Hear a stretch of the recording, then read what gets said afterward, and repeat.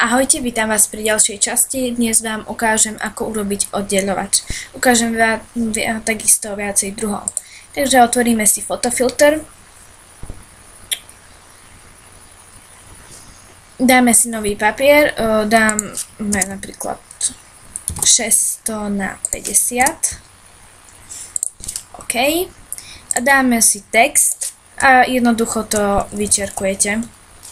Teda vypomôckujete, no.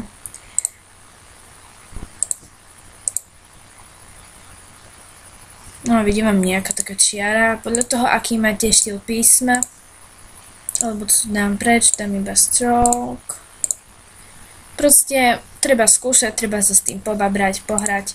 Tak to je jeden štýl. Druhý štýl vyvodkujete.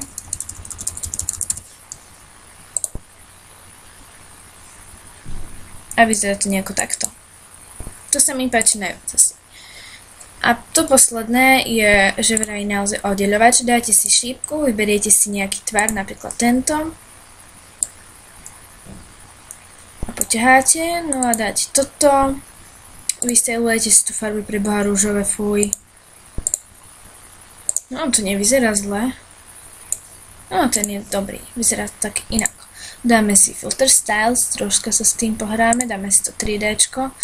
Sa mi páči. No a vlastne je to, ako tie štvorčeky v strede tam nebudú, takže to berte tak, že to tam není. A je to pekný celkom tento oddeľovač, no a uložíte si v PNG, dáte si PNG, bla bla bla, viete, nie?